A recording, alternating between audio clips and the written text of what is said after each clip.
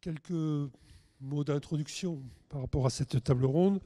Lorsque nous l'avons préparée avec la DRAF, nous avions souhaité aborder trois axes. Un axe qui était sur les nouveaux modèles ou nouveaux façons de travailler, notamment avec des témoignages sur l'entrepreneuriat féminin. Des témoignages aussi sur l'insertion sociale et professionnelle. Et puis enfin, quel challenge pour l'information et l'orientation. Donc on va essayer de reprendre ces trois thématiques et on fera un temps après chaque thème de débat, de questions-échanges avec la salle. Moi, je voulais juste, avant de vous laisser la parole, rappeler deux, trois éléments qui m'ont un peu marqué là, dans les propos introductifs et qui sont assez un peu qui peuvent être la toile de fond finalement de cette table ronde. La vice-présidente du Conseil régional, Madame Charest-Godard, a dit « Nous sommes des héritiers sans héritage ». Et nous devons réinventer des modèles. Je trouvais que c'était tout à fait, en tout cas, le pilier de ce que va nous apporter cette table ronde. Et c'est exactement l'objectif dans lequel s'inscrit ce séminaire et dans lequel sont les représentants de l'État, que ce soit le préfet du Jura, David Filot, que ce soit le recteur de région académique, Jean-François Chanet, ou que ce soit la directrice régionale, Marie-Jeanne Fautré-Muller. Alors je voulais rappeler, à mon sens, ce qui me paraît important, ce qui a été dit. D'abord, comment renforcer l'attractivité de l'enseignement agricole. Vous êtes ici dans un lycée agricole, Pierre Martin l'a présenté, et ce n'est pas neutre. Comment répondre aux défis des 30 années à venir. Je crois que la directrice régionale, le préfet l'ont rappelé. Comment, et vous l'avez dit, Monsieur Chanet, quelle est la façon de mieux travailler entre l'enseignement agricole et l'éducation nationale.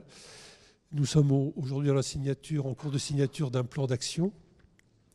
Et ensuite, comment effectivement on pourra mettre en œuvre la feuille de route du ministre Blanquer et du ministre de Normandie qui a été signée en mai. Et je signale également le rapport du Sénat qui vient de sortir, enfin j'en ai connaissance, je ne sais pas s'il est officiel, mais qui donne effectivement les différents enjeux sur l'enseignement agricole.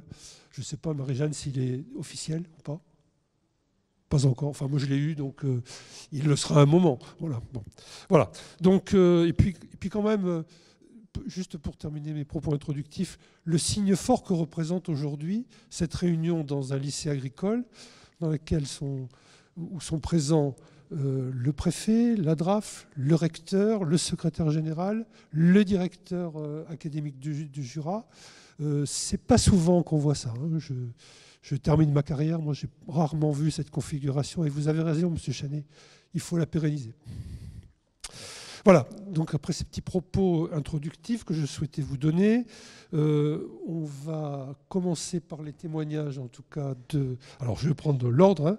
Madame Fiot, viticultrice, voilà, après Madame Simonin et puis après Madame Bessé. Alors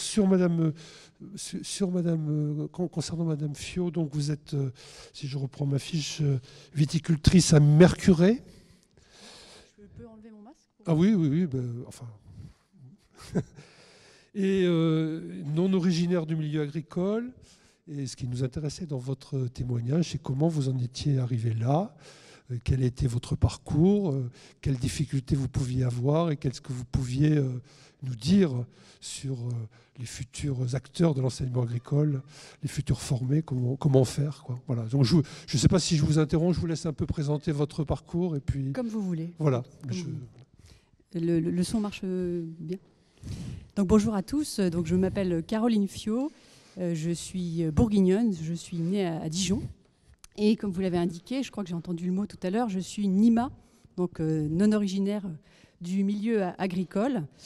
J'ai une formation à l'origine universitaire et école de commerce, donc des études généralistes, et puis plus récemment une formation professionnelle avec un BPREA au lycée viticole de Beaune. Au niveau expérience professionnelle, avant, la profession que j'exerçais était une profession à l'international dans un grand groupe. donc rien à voir avec l'agriculture, avec la gestion d'une équipe d'à peu près 50 personnes. Et puis, en 2017-2018, j'ai fait une reconversion totale au niveau de ma carrière professionnelle, puisque je me suis installée en viticulture, en créant un domaine viticole qui s'appelle le Château de Garnerot, qui est basé à Mercurey, qui est en 3e année de conversion en agriculture biologique. Et donc, comment j'en suis arrivée là? C'était très intéressant ce que vous disiez précédemment.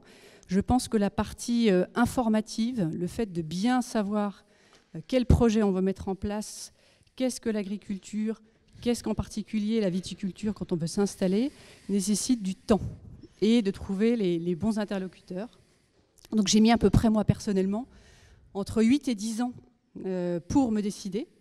Donc j'ai passé beaucoup de temps à rencontrer des professionnels, à aller sur le terrain, à faire des études financières pour voir ce qu'allait donner le fait de m'installer, quelles étaient les conditions de rentabilité d'une exploitation agricole, quelle devait être la taille minimum d'un domaine viticole pour être rentable en Bourgogne, quels étaient les canaux de distribution par exemple. Alors, le fait que vous soyez non originaire, vous avez dit Nîmes, ça se dit C'est ce que j'ai entendu tout à l'heure, je ne sais pas si je... Non originaire du milieu agricole, est-ce que c'est quelque chose qui a été difficile à vivre? Comment se porte le regard des autres agriculteurs, du milieu professionnel?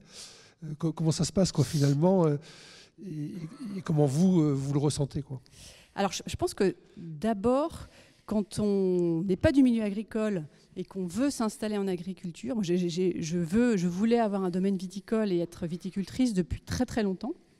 J'ai passé toute mon enfance dans les domaines viticoles, j'ai fait énormément de vendanges, de vinification. Le premier regard que porte la société sur le fait d'être non issu d'un milieu agricole et vouloir créer une exploitation agricole ou la reprendre, c'est les parents, la famille, qui vous disent effectivement ça va être difficile, tu n'es pas de ce milieu-là, c'est très difficile d'acquérir de la terre, on a parlé du foncier, c'est très difficile d'apprendre le métier. Donc c'est les premiers éléments que j'ai eus de la part de mon cercle familial. Et en revanche, au niveau du cercle professionnel, mon installation, aujourd'hui, la vie de mon exploitation, je trouve que les collègues agriculteurs que je côtoie font preuve d'énormément de bienveillance et de solidarité pour les nouveaux installés.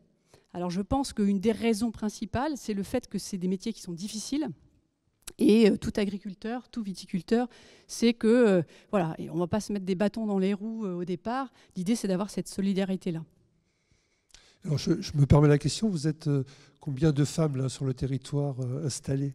Alors je ne suis pas experte en statistiques. J'ai quelques collègues féminines.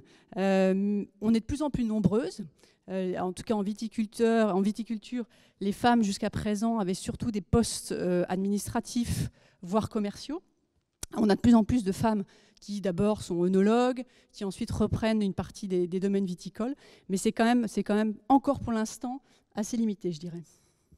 Si c'était à refaire? Alors si c'était à refaire, je referais à 100%. Je pense qu'on en a parlé tout à l'heure précédemment, ce qui a été le plus délicat à gérer pour moi, ne venant pas du milieu agricole, ne reprenant pas ou n'héritant pas d'un domaine, c'est d'accéder au foncier, effectivement. La SAFER a été un des interlocuteurs, mais il y a aussi énormément d'interlocuteurs locaux, de viticulteurs, à qui il faut parler, qu'il faut convaincre que son projet d'installation est un projet sérieux pour pouvoir avoir des chances d'accéder à une parcelle de vigne, par exemple. Vous avez des projets d'évolution là sur votre exploitation?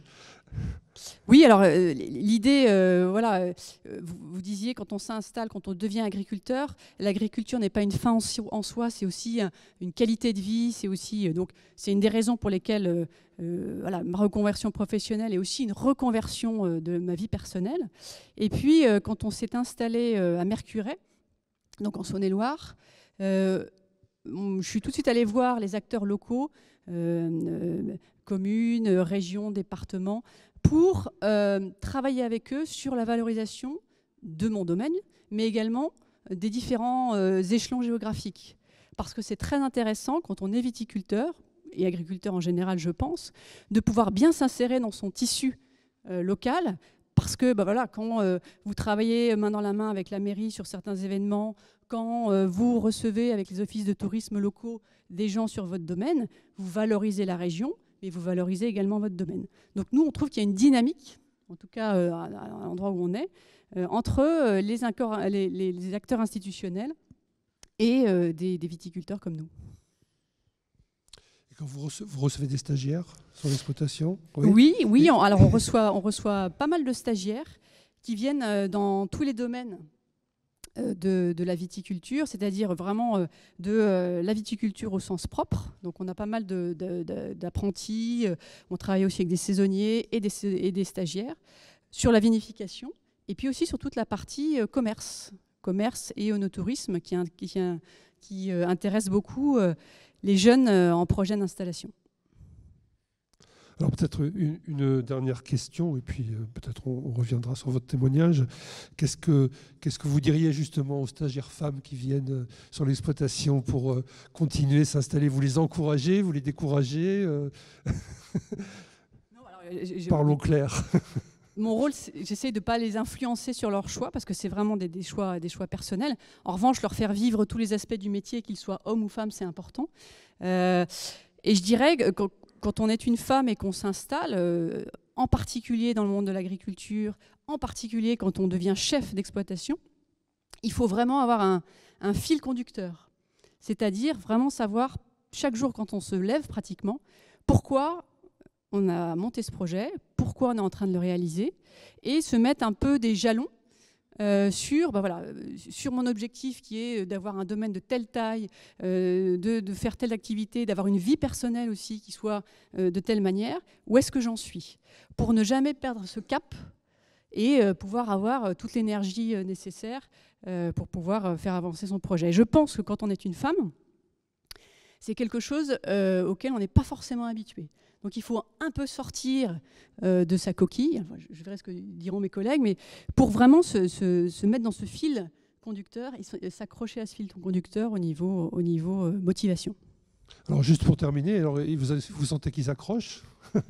On nous dit qu'il y a un agriculteur sur 2 qui va partir à la retraite d'ici 2030. Est-ce que la relève est assurée?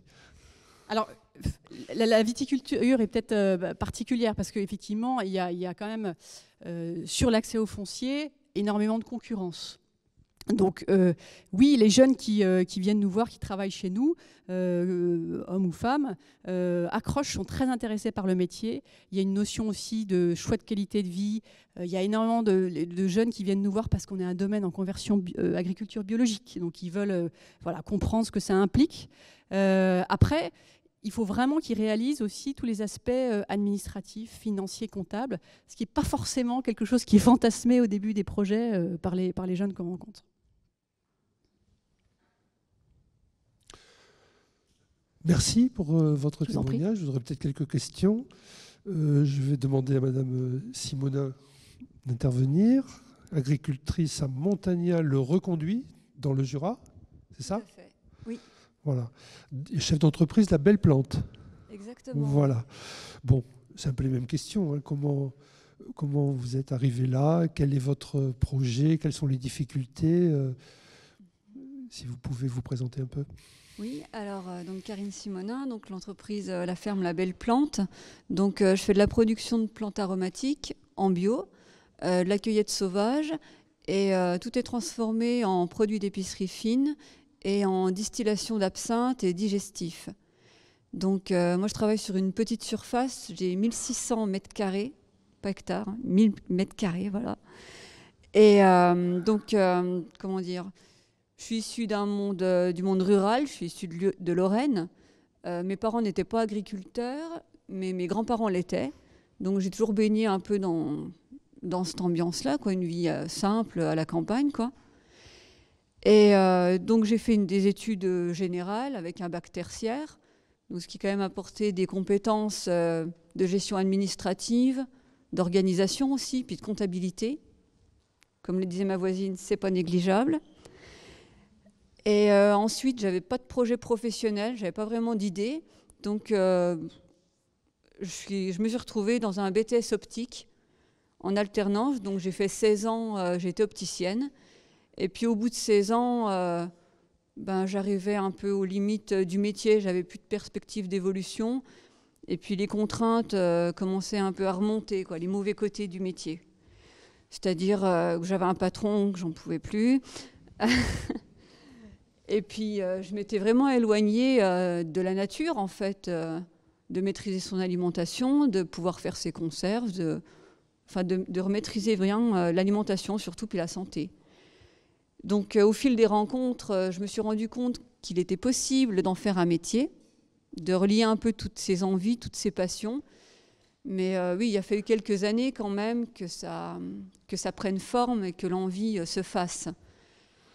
Et puis un jour, je me suis décidée, j'ai demandé un fonds GESIF, donc ça c'était en 2017, qui a été refusé parce que les enveloppes étaient insuffisantes. Donc j'ai fait une rupture conventionnelle en septembre de la même année et je suis rentrée à Montmoreau le week-end d'après, en fait. C'était assez rapide. Pour un BPREA PAM. PAM. Plante aromatique. Ouais. Tout à fait. Et donc j'ai autofinancé ma formation parce que j'avais pris rendez-vous avec le Pôle emploi pour un financement. Mais le temps d'avoir le rendez-vous, j'étais déjà rentrée. Et la rentrée étant déjà faite, je n'ai pas pu faire la demande de financement. Problème de calendrier. Et donc voilà, donc j'ai fait cette formation qui était en fait hyper importante parce que ça permet d'apprendre à gérer une exploitation au sens large et ça montre tout ce qui est possible de faire, donc ça permet de faire mûrir les projets. Combien d'heures? C'est une formation sur combien de temps? C'est une formation sur une année scolaire, donc de septembre à fin juin, voilà, avec des périodes de stage et des périodes de cours. Vous considérez qu'elle a été utile pour votre parcours? Ah, très, oui. Attention, vous avez le proviseur. Là. Ah, faites gaffe. Non, c'était très important parce que ça permet de faire plein de rencontres aussi dans un milieu rural. Mmh.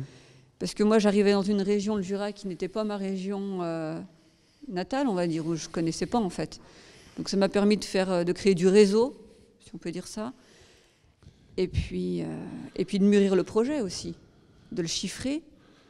Et donc, à la fin de cette formation, j'ai pu aller au point accueil-installation. Mais le petit problème, c'est que je n'avais pas trouvé de foncier. Donc, j'ai quand même créé l'entreprise parce qu'on était en location avec un tout petit jardin de quelques mètres carrés, en attendant de trouver une surface nécessaire pour le projet. Et donc, on n'a pas trouvé par la SAFER, on a trouvé par le bouche à oreille, en fait. Ça s'est fait comme ça. Bouche à oreille avec d'autres agriculteurs et il s'est trouvé que comme j'ai pas besoin de plusieurs hectares, ça facilite aussi la chose. Et donc j'ai trouvé donc la maison avec le terrain attenant. Et alors le débouché de vos plantes? Oui. Commercialement, oui, vous voulez commercialement, dire? Oui. Alors il y a un magasin de producteurs qui se trouve juste à côté d'où on habite, à Saint-Amour. Donc là, je vends majoritairement dans ce magasin de producteurs. Comme je suis en bio, il y a 2-3 Biocoop qui me suivent et quelques petits revendeurs et tout ce qui est fort exceptionnel. Donc pour l'instant, j'en suis qu'à depuis 2018, j'en suis qu'à ma 3e année de culture. Et je vends les alcools que depuis pas tout à fait 1 an. Donc c'est un peu tôt pour avoir le recul nécessaire et dire si c'est suffisant ou pas. Voilà. Mais c'est encourageant. Ça colle au plan économique qui a été fait avec la Chambre.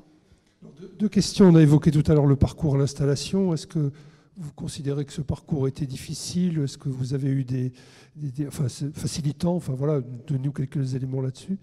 Et puis, deuxième question que je voulais vous poser, quel est le regard un peu aussi des autres agriculteurs dans un petit village du Jura sur ce type d'activité? Eh bien, on était très bien accueillis.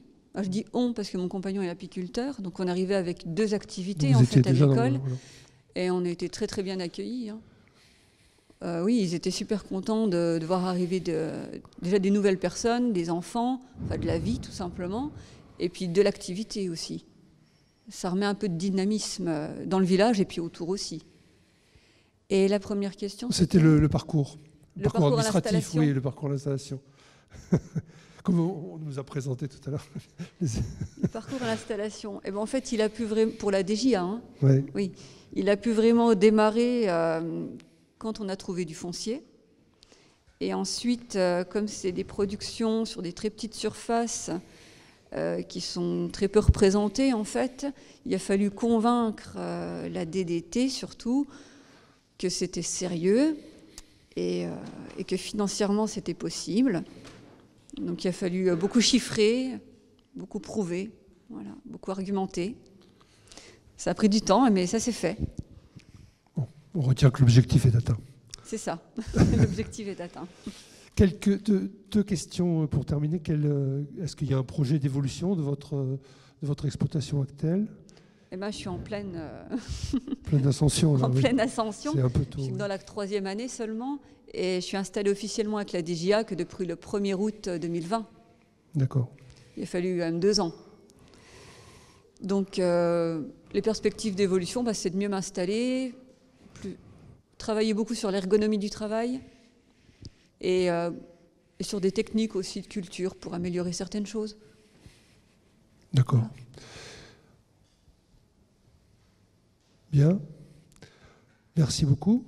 Vous aurez peut-être des questions. Peut-être. Je vais donner la parole à Madame Besset. C'est ça, un Besset, hein, du conseil régional, qui nous va donner quelques éléments sur la formation des demandeurs d'emploi, dans l'objectif de s'installer. Voilà, comment ça se passe au niveau conseil régional et qu'est-ce que vous pouvez nous dire sur la politique du conseil régional actuellement. Très bien, merci. Dans les 2 parcours qu'on vient d'évoquer pour des beaux témoignages, c'est difficile de passer après ces témoignages, mais c'est un peu notre quotidien. C'est un quotidien qu'on partage avec le réseau des CFPPA qui est présent dans la salle parce que la région finance un certain nombre de parcours de formation pour les personnes en recherche d'emploi. Alors, c'est notre métier au quotidien dans l'équipe que je dirige. C'est de travailler à l'échelle des territoires et avec les grands secteurs d'activité pour se dire qu'est-ce qu'on programme comme formation. Voilà, ce n'est pas une science exacte, c'est un métier très intéressant et qu'on partage avec un certain nombre de partenaires dans la salle. Dans notre programmation de formation, on a un certain nombre de parcours qui visent l'installation agricole parce que notre métier, nous, c'est de donner l'opportunité à des personnes en recherche d'emploi d'en trouver un et de s'insérer de manière durable sur le territoire de la région. Donc dans ce cadre-là, on a un certain nombre de parcours de formation métier, dont des parcours de BPREA que vous avez cités récemment. Ces parcours, ils sont de l'ordre d'une quinzaine sur l'ensemble du territoire régional et on a environ 300 places de formation chaque année qui sont proposées à des personnes en recherche d'emploi pour engager ce parcours d'installation agricole. Alors les 2 témoignages, ils sont intéressants parce que quand on regarde le profil de nos stagiaires, cette année, par exemple, on a 53% de femmes dans les actions de formation BPREA. On a des gens qui viennent de l'extérieur, on a parlé de la Lorraine, donc on a 20% de nos stagiaires qui arrivent d'en dehors de la région. Et ça, c'est une part qui est très hétérogène, selon les BPREA, ça va de 3 à 40%. Donc on voit que dans les CFPPA, on peut avoir beaucoup de personnes qui viennent de l'extérieur de la région. On pourrait regarder précisément, mais on parlait tout à l'heure de la Nièvre. On voit que dans nos BPREA sur ce territoire, on a plus qu'ailleurs des publics qui viennent d'en dehors de la région, dans l'espoir ou pour mener à bien leurs projets. Donc ça peut aussi faire écho à des échanges qu'on a eus ce matin. Donc on a plus de femmes, on a des gens qui viennent de l'extérieur, et puis surtout, ce qui est un petit peu atypique par rapport à notre métier, qui est avant tout de donner un premier niveau de qualification aux personnes en recherche d'emploi, on voit que là on est dans des niveaux de formation assez élevés, et 20% de nos stagiaires en BPREA ont un niveau Bac++, plus 5, plus 5, plus 6. Donc les publics atypiques dont on parlait un petit peu ce matin, ils sont déjà là. Et votre réseau d'établissements, les CFPPA, les accueillent déjà dans leur action de formation. J'avais oublié de vous présenter, mais c'est écrit. Donc... Oui, il y a pas mal de gens qui nous connaissent dans la salle. Voilà, aujourd'hui, peut-être aussi ce qu'on voulait évoquer ensemble, c'est qu'on parlait de ce travail d'installation qui est un parcours long. On voit le temps, la durée, et souvent la question qu'on se pose, nous, quand on travaille avec les CFPPA, c'est est-ce qu'on forme la bonne personne au bon moment et au bon endroit, au bon moment dans son parcours? Est-ce que c'est la bonne personne Est-ce que son projet il est assez avancé? Est-ce que c'est le bon moment de se former? Et on voit que ce n'est pas évident de répondre à cette question au regard des témoignages que vous venez de faire et de l'ensemble des stagiaires qu'on peut rencontrer au quotidien dans les actions de formation. Est-ce que ces personnes, elles sont déjà en lien avec les PAI? Comment elles ont été recrutées? Comment elles sont arrivées là dans ce CFPPA? Où en est leur projet? Parce que on est aussi comptable de tous ces fonds. Aujourd'hui, 300 parcours, c'est plus de 2 500 000 € pour la région. Donc c'est un investissement. C'est un investissement dont on a le retour parce que c'est des beaux parcours et puis des projets et c'est la vie sur les territoires qui continue. Mais cet investissement, il faut qu'il soit aussi efficace. Et donc, on se pose au quotidien toutes ces questions. Et l'autre élément qui est important et que les CFPPA connaissent aujourd'hui, c'est qu'on est un peu à la croisée des chemins aujourd'hui. L'ensemble de nos programmes de formation vont s'arrêter à la fin de l'année 2022 et on rouvre une phase intéressante pour nous d'échange, d'écoute et de dialogue avec l'ensemble des partenaires pour revisiter nos programmations. Et dans le cadre de cette revisite, il y a des éléments importants qu'on pourrait évoquer ce matin. C'est ce que peut-être Madame Charest-Godard aurait appelé l'esprit PRIC. Voilà, depuis 2018, la région elle est engagée aux côtés de l'État à déployer le pacte d'investissement dans les compétences. Et donc, on a signé un pacte régional d'investissement dans les compétences. Et cet esprit PRIC, c'est de se dire comment on peut être plus innovant en matière de formation, comment on peut accueillir des publics atypiques qu'on évoque ce matin, avec des formations plus modulaires, plus individualisées, comment on peut travailler par bloc de compétences pour avoir des parcours peut-être plus courts ou des parcours qui s'interrompent et qui reviennent pour se poursuivre dans les actions de formation. Et pour faire tout ça, il faut être un peu souple, un peu agile, avoir des entrées et sorties permanentes sur les actions de formation. Vous évoquiez votre difficulté de « mon projet, il aboutit, je veux rentrer en formation ». Il se trouve que c'est demain, mais la rentrée, c'est septembre. Donc, comment on est un peu plus ouvert aussi sur des entrées de formation tout au long de l'année? Donc, c'est toutes ces questions qu'on se pose au quotidien avec le réseau des CFPPA. J'ai bien noté que vous alliez rentrer dans une phase d'inventaire ou d'écoute, en tout cas des besoins. Donc c'est peut-être un peu tôt pour vous demander quelle sera la ligne directrice du nouveau mandat. Est-ce qu'il y a de nouveaux projets, de nouvelles orientations? Au regard des 2 témoignages de ce matin, seront renforcés ou d'autres choses? Au regard de ce qui a été dit au début aussi. Très bien. Il ne vous a pas échappé qu'on a un nouveau mandat et des nouveaux élus qui s'installent. Donc on est en écoute et en attente des grands objectifs qui vont nous être donnés par nos nouveaux élus. En revanche, il y a un calendrier, on a des marchés publics qui s'arrêtent avec des dates, donc on sait que le calendrier, c'est maintenant. Le dialogue, il va démarrer avec l'ensemble du réseau. D'ailleurs, on a une rencontre dès la semaine prochaine avec le réseau des CFPPA pour commencer à partager des éléments de bilan. On se voit dans une quinzaine de jours avec les services du SRFD pour aussi partager ces éléments et avancer ensemble. Et puis vont s'en suivre un certain nombre de rencontres à l'échelle régionale avec les grands acteurs de ce milieu-là et des rencontres territoriales. Et puis surtout, on ne sait rien faire tout seul au Conseil régional. Donc on fait tout ça avec l'ensemble des financeurs, les OPCO, avec Pôle emploi, pour articuler nos dispositifs de formation, trouver la bonne place à chacun pour accompagner ces installations. Merci beaucoup pour votre intervention. On est dans le temps, Sébastien? Oui, voilà, on peut. Voilà, on a un petit temps d'échange. Donc, Madame la vice-présidente. Merci beaucoup, mesdames, pour vos témoignages. Bien, merci. C'est bon? Oui. Merci pour vos témoignages, merci pour l'organisation de ces 2 tables rondes qui, je pense, se complètent bien. Et en fait, il me venait une image. Je me disais quand même que beaucoup de choses existaient, que ce soit dans l'accompagnement dès lors qu'il y a un projet, que ce soit sur la formation, que ce soit après, bien sûr, au niveau des formations pour la reprise ou création aussi, et quand il y a un projet d'installation, mais que finalement, il y a les maillons la chaîne, c'est vraiment le sujet de l'orientation.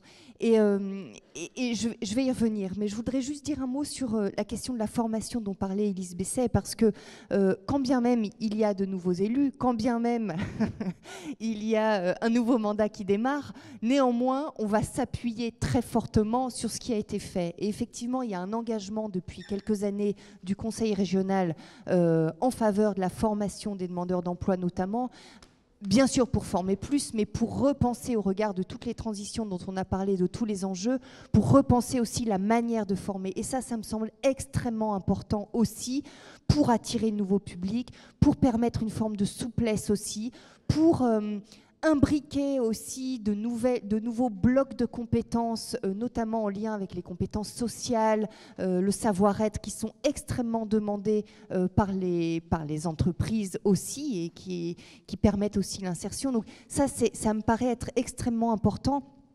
Et puis, je voudrais le dire, mais on est dans un marché du travail quand même qui est tendu. Mais quand on regarde les offres d'emploi, quand on regarde les embauches, ce sont moins de 10% de CDI. Le reste, ce sont des contrats courts, ce sont des contrats d'intérim. Donc on voit bien que l'enjeu, c'est le rebond sur le marché de l'emploi. Et ça, c'est un enjeu. Et aujourd'hui, je veux bien, permettez-moi un tout petit mot de politique, et je n'ouvrirai pas le débat, mais à l'heure où il y a une réforme de l'assurance chômage qui va venir percuter justement celles et ceux qui sont en intérim, qui sont éloignés de l'emploi et qui galèrent, et qui doivent en permanence rechercher un emploi parce que les CDD, voilà, ils enchaînent les CDD. C'est quand même un énorme paradoxe et un énorme cynisme. Je referme cette parenthèse, mais en tout cas, vous dire qu'on tient compte de cette réalité du marché de l'emploi au niveau de la région. Ça, c'est la première chose. La deuxième chose, c'est au niveau de l'orientation. Et c'est un enjeu extrêmement fort pour le mandat à venir, parce qu'on doit effectivement parler des métiers différemment. Quand on parle de... ce que vous disiez, c'était très très intéressant, mais vous avez eu cette envie-là, vous avez eu ce potentiel, cette envie, et le projet, j'ai envie de dire, il était déjà défini. Qu'est-ce qu'on fait aujourd'hui pour celles et ceux qui sont en amont et qui n'ont pas forcément d'idées? Et je dis celles et ceux parce que ça ne concerne pas uniquement les jeunes, ça concerne aussi des demandeurs d'emploi, ça concerne aussi des salariés.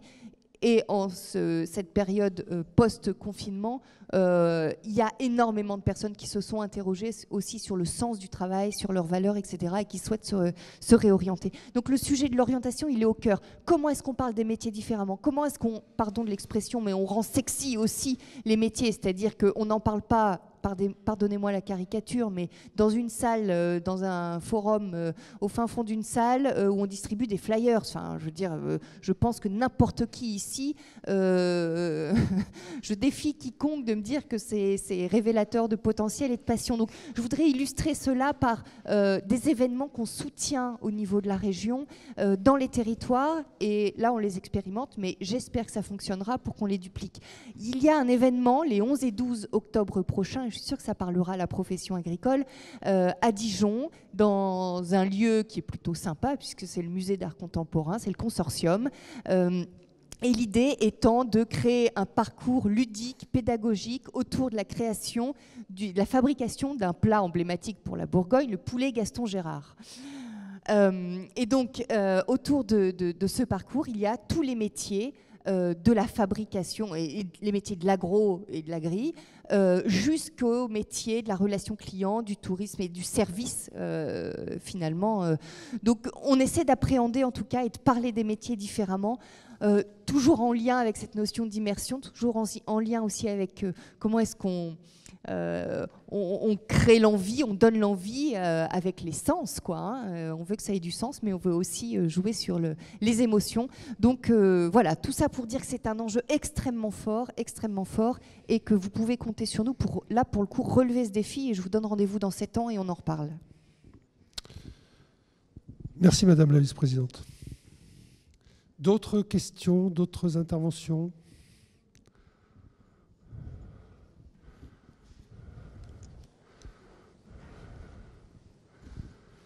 Oui, bonjour à tous, Philippe Cornu, je représente les jeunes agriculteurs du Jura. Je vous remercie pour l'invitation, je représente le président Capopus Libéré. Je voulais juste faire une petite parenthèse et rebondir sur les propos de la vice-présidente et faire le lien aussi avec les chiffres qui ont été présentés donc, par Laurence et M. Graby. Pour revenir sur les manières de rendre, je reprends les propos de la vice-présidente, sexy les métiers de l'agriculture, je pense que la première chose à réfléchir, et puisqu'on va bientôt être en période électorale, ça peut être une bonne piste de réflexion, c'est déjà de réfléchir à ramener du revenu dans les exploitations. Parce qu'aujourd'hui, on a bien vu quand même qu'il faut une filière. Moi, je suis installé en production de lait à Comté. C'est en ayant une filière organisée et qui rémunère ses producteurs qu'on arrive à attirer des jeunes qui s'installent. Et voilà, je pense que le nerf de la guerre aujourd'hui, c'est de pouvoir vivre de son métier. Et à partir de là, quand on aura ramené du revenu dans les exploitations, je pense que le métier d'agriculteur ou agricultrice sera un peu plus sexy et attirera un peu plus de monde. Merci. On peut passer, pas d'autres interventions ? Je vous propose de passer à la séquence suivante en vous remerciant infiniment, mesdames, et en vous applaudissant. Voilà.